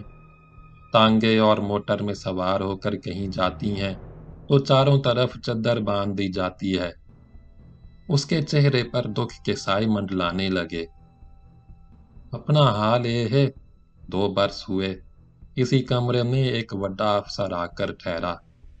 उसने एक नहीं 2 लैंप जलवाए और सवेरे तक नंगा नचवाया। वो तुझसे इतना नाराज क्यों हो गया था? मैंने जी उससे सिर्फ इतनी गल की थी कि जब उसने पूरी रोशनी में मेरे कपड़े उतरवाने चाहे तो मैंने इनकार कर दिया। साफ साफ कह दिया मैं कंजरी नहीं हूं। फिर तो जी वो इतना नाराज हुआ कि खुद तो आराम से बैठा शराब पीता रहा और मुझे नंगा नचवाता रहा। थक जाती तो गालां निकालता, गुस्से से गिलास में भरी हुई शराब उछालता, गिर पड़ती तो अपनी चमड़े की पीटी से मार लगाता, मुंह में पेशाब करने की धमकी देता। उसने ठंडी सांस भरी। तूने मिन्नत समाजत नहीं की? रहीम दाद ने कुरेद कर पूछा। बहुत की जी, पर वो तो जी नशे में धुत हो रहा था। रसीली ने बुझे हुए लहजे में बताया। अब तो ये बात पुरानी हो गई। इसके बाद तो जो जैसा कहता है वैसा ही करना पड़ता है। मेहमान नाराज हो जाए और शाहजी से शिकायत लगा दे तो वो गंदी गंदी गालां निकालता है, जोर जोर से ठुड्डे मारता है। शाहजी जिन दूसरी जनानियों को उठवा कर यहाँ लाता है वो सब ऐसा ही करती हैं। करना ही पड़ता है जी। ऐसा ना करें तो शाहजी चमड़ी उधेड़ डाले। उसके चेहरे पर खौफ का साया फैल गया। रोटी टुक्कर बंद कर देता है। कई कई रोज भूखा रखता है। मैं भी शाहजी का मेहमान हूं। रहीम दाद ने मुस्कुराकर दरियाफ्त किया। मेरे बारे में तूने क्या सोच रखा है? मैनू के पता तू कैसा बंदा है। उसने दबी जबान से कहा। जब तूने मुझे अपने कोल बुलवा ही लिया तो मैनू तेरे बारे में क्या सोचना। मैंने तुझे नहीं बुलवाया। तू वापस चली जा। कैसे जा सकती हूं? दरवाजे पर शीदे की ड्यूटी लगी है। उसने शिकायत लगा दी तो शाहजी मेरे गले पड़ जाएगा। तू उसे नहीं जानता, वो बहुत जालिम है। रोटी तो ठीक ठाक खिलाता है, कपड़े लत्ते भी बनवा कर देता है, पर जुल्म भी ऐसे ही करता है। ऐसा कर रसीली। रहीम दाद ने कमरे में पड़े हुए कालीन की तरफ इशारा करते हुए कहा। तू इस पर सो जा। मैनू तुझसे कुछ नहीं लेना। वो हैरत ज़दा होकर बोली। तू सच कह रहा है? مگر فوراً ہی اس کا چہرہ مرجھا گیا۔ لگتا ہے میں تجھے پسند نہیں آئی۔ ایسی کوئی گل بات نہیں، رحیم داد نے وضاحت کی۔ چند لمحے خاموش رہا، پھر اس نے کرید کر پوچھا، یہ بتا، تیرے پیٹ میں تو بچہ تھا نا؟ ماکھا یہی بتاتا تھا۔ تھا تو، پر حکیم جی نے پرانے چھپر کا پھوس اور گڑ ملا کر کھلایا، دوائی بھی دی، حمل گر گیا، سب ٹھیک ہو گیا، پر بہت تکلیف ہوئی جی۔ اس نے رحیم داد کی جانب دیکھا، دبی زبان سے پوچھا، ماکھا تجھے کہاں ملا تھا؟ وہ مجھے کئی بار مل چکا ہے، تیرے لیے بہت پریشان رہتا ہے۔ پریشان تو جی رہتا ہی ہوگا، وہ افسردہ لہجے میں بولی۔ میں اس کے لیے کم پریشان رہتی ہوں؟ شروع میں تو بہت یاد آتا تھا، چھپ چھپ کر روتی تھی، شاہ جی کو پتہ چل جاتا تو گالاں نکالتا، روٹی بند کر دیتا، وہ تو جی رونے بھی نہیں دیتا۔ وہ اپنی بات کہتے کہتے گہری سوچ میں ڈوب گئی۔ رحیم داد نے پوچھا، کیا سوچنے لگی؟ ماکھے کے بارے میں سوچ رہی تھی۔ اس کے چہرے پر غم کی پرچھائیاں منڈلانے لگیں۔ کیسا ہے وہ؟ لگتا ہے تو اسے ابھی تک بہت یاد کرتی ہے۔ رحیم داد نے مسکرا کر کہا، پر اب تو اس کے لیے پریشان نہیں رہے گی، کل سویرے وہ یہاں آ کر تجھے اپنے ساتھ لے جائے گا۔ نہیں جی، ایسا کیسے ہو سکتا ہے؟ وہ حیرت سے آنکھیں پھاڑ کر بولی، ایسا تو ہو ہی نہیں سکتا۔ وہ شاہ جی کے پاس بار بار آتا رہا، منت سماجت کی، پیروں پر سر رکھ دیا، پر شاہ جی نہ مانا۔ اب وہ کیسے مان جائے گا؟ اس نے قدرے تامل کیا۔ کوٹ کی جس زنانی سے اس کا جی بھر جاتا ہے، اسے بیچ دیتا ہے، واپس بھی کر دیتا ہے، پر اس کے لیے لمبی رقم مانگتا ہے۔ ماکھا مجھے واپس لینے کے لیے کہاں سے اتنا روپیہ لائے گا؟ تیری گل سمجھ نہیں آئی۔ کل سویرے تجھے سمجھ آ جائے گی۔ رحیم داد نشے سے جھوم کر بولا۔ رسیلی نے رحیم داد کو گہری نظروں سے دیکھا۔ اس کے چہرے کے تاثرات صاف چغلی کھا رہے تھے کہ اسے رحیم داد کی بات پر یقین نہیں آیا، مگر اس نے زبان سے کچھ نہیں کہا۔ رحیم داد کسی قدر بیزاری سے بولا، اب مینوں سونے دے اور خود بھی سو جا، کل تیرا ماکھا تجھے آ کر لے جائے گا۔ وہ ٹانگیں پھیلا کر لیٹ گیا۔ رسیلی خاموشی سے اٹھی اور قالین پر جا کر بیٹھ گئی۔ رحیم داد نے کروٹ بدلی، پھونک مار کر لیمپ بجھا دیا۔ کمرے میں تاریکی چھا گئی۔ باہر ابھی تک بارش ہو رہی تھی۔ تیز ہوا درختوں کی شاخوں سے الجھ کر پھڑ پھڑا رہی تھی۔ رحیم داد پر نیند کا غلبہ ہوا، وہ گہری نیند سو گیا۔ سویرے اس کی آنکھ کھلی تو کمرہ خالی تھا۔ رسیلی جا چکی تھی، بارش بھی بند ہو چکی تھی۔ کمرے کے باہر صبح کا اجالا پھیلا تھا۔ رحیم داد اٹھ کر بستر پر بیٹھ گیا۔ ذرا دیر بعد شیدا آ گیا۔ کمرے سے متصل غسل خانہ تھا۔ شیدا نے رحیم داد کو غسل خانے میں پہنچا دیا۔ رحیم داد نہا دھو کر غسل خانے سے نکلا تو برآمدے کے سامنے باغیچے میں ہلکی ہلکی دھوپ پھیلی تھی۔ درخت رات کی بارش سے ابھی تک بھیگے ہوئے تھے۔ وہ شیدا کے ہمراہ کھانے کے کمرے میں چلا گیا۔ میز پر ناشتہ لگایا جا چکا تھا۔ رحیم داد کے پہنچنے کے چند ہی منٹ بعد احسان شاہ بھی آ گیا۔ وہ اس وقت بوسکی کا لمبا کرتا اور سفید شلوار پہنے ہوئے تھا۔ کرتے میں سونے کے بٹن لگے تھے، جن پر جڑے ہوئے پکھراج کے نگینے جھلملا رہے تھے۔ رحیم داد کو دیکھتے ہی احسان شاہ نے مسکرا کر کہا، چودھری، آرام نال نیند آئی؟ کوئی تکلیف تو نہیں ہوئی؟ وہ کرسی کھسکا کر رحیم داد کے مقابل بیٹھ گیا۔ اس نے لسی کا گلاس اٹھایا اور غٹاغٹ چڑھا گیا۔ مونچھیں ہاتھ سے صاف کیں، کھل کر مسکرایا۔ رحیم داد کی جانب ذرا سا جھکا۔ رن کیسی تھی؟ رحیم داد اس کی بات نظر انداز کرتے ہوئے بولا، شاہ جی، میں نے اپنے پنڈ واپس جانا ہے، ادھر سب پریشان ہوں گے، کسی کو پتہ نہیں میں رات تیری حویلی میں رہا۔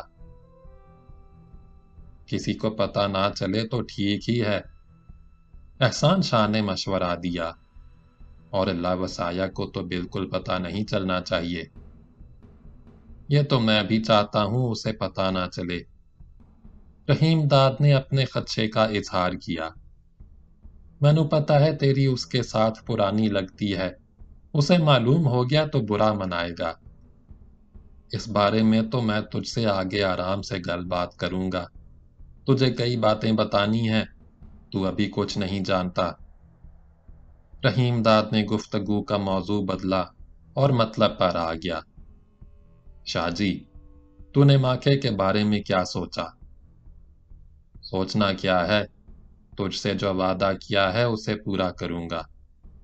اس نے ہلکا کہا لگایا، ویسے بھی اب تیری گل تو ماننی ہی پڑے گی، یارانہ جو ہو گیا، ساتھ بیٹھ کر پینے کے بعد تو سمجھ لے یاری پکی ہو گئی، اس پر مہر لگ گئی۔ ایسی یاری دوستی کبھی نہیں ٹوٹتی، زندگی بھر چلتی ہے۔ ابھی نہیں، آگے تجھے اس کا ٹھیک سے اندازہ ہو جائے گا۔ رحیم داد مسکرایا اور احسان شاہ کا ہاتھ اپنے ہاتھ میں لے کر گرم جوشی سے بھینچ لیا۔ رحیم داد کا قیاس غلط نہیں نکلا۔ احسان شاہ کے چہرے پر مسرت کی سرخی دوڑ گئی۔ اس نے شیدہ کو بلایا، اسے ہدایت کی کہ ماکھا کو اس کے گھر سے بلا لائے۔ پھر وہ رحیم داد کی جانب متوجہ ہوا۔ چودھری، تینوں اتنا بتا دوں کہ ماکھا رسیلی کا ناس مار دے گا، 2-4 مہینے بعد ہی دیکھ لینا، وہ کھانگڑ اور مریل مچ بن کر رہ جائے گی۔ تو ٹھیک ہی کہہ رہا ہے، رحیم داد نے اس کی ہاں میں ہاں ملاتے ہوئے کہا۔ مینو تو یہ خوشی ہے شاہ جی، تو نے میری بات مان لی۔ احسان شاہ مسکرا کر خاموش ہو گیا۔ دونوں ناشتے سے فارغ ہو کر برآمدے میں گئے اور اطمینان سے کرسیوں پر بیٹھ گئے۔ سامنے لان پر ہلکی زرد دھوپ پھیلی ہوئی تھی، بھیگی ہوئی گھاس پر بارش کے قطرے جھلملا رہے تھے۔ آسمان بارش کے بعد گہرا نیلا نظر آ رہا تھا، بادلوں کے ہلکے پھلکے لکے بلندی پر ایک دوسرے کے پیچھے دوڑ رہے تھے۔ ہوا دھیمی تھی، حویلی کی دیواریں ابھی تک گیلی تھیں۔ احسان شاہ خوشگوار موڈ میں تھا، چہرے پر تازگی اور ہونٹوں پر ہلکی ہلکی مسکراہٹ تھی۔ مگر جیسے ہی ماکھا سر جھکائے شیدہ کے ہمراہ سامنے آیا، احسان شاہ کے چہرے سے تازگی اڑ گئی، تیوری پر بل پڑ گئے، آنکھوں سے جھنجھلاہٹ چھلکنے لگی۔ ماکھا چند لمحے خاموش کھڑا رہا، پھر وہ جھکا اور تیزی سے آگے بڑھ کر احسان شاہ کے قدموں پر گر پڑا، پیر پکڑے اور زاروں قطار رونے لگا۔ احسان شاہ اور برہم ہو گیا، اس نے غصے سے ماکھا کی کمر پر ٹھوکر لگائی، گرج کر بولا، سدھا کھڑا ہو، زنانیوں کی طرح میرے سامنے ٹسوے نہ بہا۔ احسان شاہ خاموش بیٹھا غصے سے پیچ و تاب کھاتا رہا۔ ماکھا اٹھ کر سیدھا ہو گیا اور ایک گوشے میں ذرا سہما نظریں جھکائے کھڑا تھا۔ احسان شاہ نے مڑ کر قریب کھڑے ہوئے شیدہ کو دیکھا، تیکھے لہجے میں گویا ہوا، شیدے، رسیلی اور اس کے بچوں کو یہاں لے آ۔ رحیم داد نے احسان شاہ کو اس طرح جلال کے عالم میں دیکھا تو پریشان ہو گیا۔ اس نے کچھ کہا نہیں، چپ بیٹھا رہا۔ تھوڑی دیر بعد شیدہ کے پیچھے پیچھے چلتی ہوئی رسیلی بھی آ گئی۔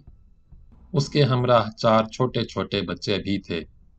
رسیلی کا لباس بدلا ہوا تھا، وہ نہا دھو کر آئی تھی اور نکھری نکھری نظر آ رہی تھی، مگر اس کے بچے اتنے ہی گندے تھے، لباس بھی ان کے جسم پر میلے اور بوسیدہ تھے۔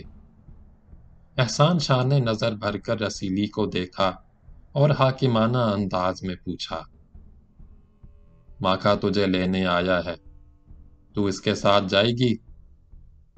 रसीली ने कोई जवाब नहीं दिया। सर झुकाए घबराई हुई खामोश खड़ी रही। माखा होनक की तरह मुंह उठाए उसे बेचैनी से देखता रहा। रहीमदाद भी रसीली की खामोशी पर हैरत ज़दा थी। एहसान शाह ने रसीली की जानिब एक बार फिर देखा। ऊंची आवाज से बोला, चुप करके क्यों खड़ी है? साफ साफ बता, तूने माखे के साथ जाना है कि नहीं? अपनी मर्जी बता, क्या चाहती है? मेरी क्या मर्जी है जी? रसीली ने सर उठाए बगैर रसान से कहा। जो हुक्म करेगा वैसा ही करूंगी। मेरे हुक्म को छोड़, अपनी गल कर। चली जाऊंगी जी इसके साथ, रसीली ने हिचकिचाते हुए कहा। ये मेरा घर वाला है, ब्याह कर लाया है। ले संभाल अपना बाजू और इसके छोरे छोरियां, एहसान शाह ने माखा से कहा। फिर रहीम दाद की जानिब हाथ उठाकर इशारा किया। चौधरी की खातिर वापस दे रहा हूं, इसकी गल तो मैंने माननी ही थी। माखा हाथ जोड़कर गिड़गिड़ाने लगा। तेरी मेहरबानी है शाह जी। एहसान शाह खामोश बैठा रहा। माखा ने छोटे बच्चे को गोद में उठा लिया, रसीली का हाथ थामा, एहसान शाह की जानिब खौफजदा नजरों से देखा। उससे इजाजत चाहिए। इसे ले जाऊं जी? ले जा, दफा हो यहां से, एहसान शाह ने बेजारी से कहा। माखा आगे बढ़ा, रसीली उसके साथ चली। बच्चे भी उसके हमराह थे। वो सब आहिस्ता आहिस्ता बरामदे से निकल गए। रहीम दाद ने एहसान शाह का शुक्रिया अदा करने के अंदाज में कहा, शाह जी, तेरी बहुत बहुत मेहरबानी, तूने मेरी बात की लाज रख ली। उसके लहजे से खुशामद आशकारा थी। चौधरी, मैं यारों का यार हूं। एहसान शाह ने मुस्कुराने की कोशिश की। आगे भी आजमा लेना, एहसान शाह को अपनी बात का हमेशा धनी पाएगा। एक बार वादा कर लूं तो उसे जरूर पूरा करूंगा। रहीम दाद ने कुछ देर ठहर कर जाना चाहा तो एहसान शाह मुस्कुरा कर बोला, अब तुझसे आइंदा भी मिलना जुलना रहना चाहिए। तू अपना पड़ोसी जमींदार ठहरा। आपस में मेल मिलाप बहुत जरूरी है। एक दूसरे से काम पड़ता ही रहता है। वो बेतकल्लुफी से हंसा। देख, ये आखिरी मुलाकात नहीं होनी चाहिए। यहाँ आता जाता रहेगा तो मेरा भी चंगा वक्त कटेगा, तेरा दिल भी बहल जाएगा। रहीम दाद ने एक बार फिर एहसान शाह का शुक्रिया अदा किया। एहसान शाह उसे रुखसत करने हवेली के फाटक तक आया। गर्मजोशी से बगलगीर हुआ, पीठ थपक कर बोला, तुझसे मिलकर बहुत खुशी हुई। रहीम दाद ने अलहदा होते हुए दोबारा आने का वादा किया। अपनी घोड़ी पर सवार हुआ और कोटला हरकशन की सिमत रवाना हो गया। रात भर की बारिश के बाद पानी और कीचड़ से रास्ता बहुत खराब हो गया था। रहीम दाद घोड़ी संभाल संभाल कर दौड़ा रहा था। वो गांव में दाखिल हुआ तो पहर दिन गुजर चुका था। मेहमान खाने का मुलाजिम अहमद उसके इंतजार में परेशान बैठा था। रहीम दाद को देखते ही उसने जल्दी से पूछा, चौधरी, तू अब तक कहाँ रहा? रात जबरदस्त बारिश हुई। रहीम दाद ने हेले से काम लिया। घोड़ी दौड़ाता नहर के पार दूर तक निकल गया। वापसी पर बारिश शुरू हो गई। आलमपुर नजदीक ही था, उधर चला गया। वहां के एक जमींदार से अपनी जान पहचान है। बारिश बहुत तेज थी, रात उसी के पास ठहर गया। हाँ जी, इतनी जोर की बरखा में वापसी कैसे हो सकती थी? अहमद ने कदरे तवक्कुफ के बाद पूछा, नाश्ता ले आऊं तेरे लिए? नहीं, नाश्ता मैंने उधर ही कर लिया था। बहुत थक गया हूं, अब आराम करूंगा। तू टुर जा। अहमद चला गया। रहीम दाद बिस्तर पर लेटकर सो गया। اس نے دوپہر کا کھانا بھی نہ کھایا، دن ڈھلے تک پڑا سوتا رہا۔ بیدار ہوا تو جسم ٹوٹ رہا تھا۔ اس نے غسل کیا، لباس تبدیل کیا اور باغ میں جا کر بیٹھ گیا۔ وہ شام تک تنہا بیٹھا رہا۔ رات کا کھانا کھا کر وہ مہمان خانے میں واپس چلا گیا۔ کئی دن گزر گئے۔ اللہ وسایا ابھی تک واپس نہیں آیا تھا۔ اس کے بغیر رحیم داد کو شدید احساس تنہائی ہوا۔ گاؤں میں کسی اور سے اس کا میل جول نہیں تھا، نہ ہی کوئی ایسا تھا جس سے میل جول پیدا کیا جاتا۔ سارے ہی مزارے اور کمی تھے، مگر تنہائی سے اکتانے کے باوجود نہ اس نے گھڑ سواری کی، نہ نہر کی جانب گیا۔ اسے خدشہ تھا کہ احسان شاہ سے دوبارہ مد پھیڑ نہ ہو جائے اور وہ اصرار کر کے اپنے ہمراہ پیراں والا نہ لے جائے۔ وہ اب احسان شاہ سے ملنا اور اس کے پاس جانا نہیں چاہتا تھا۔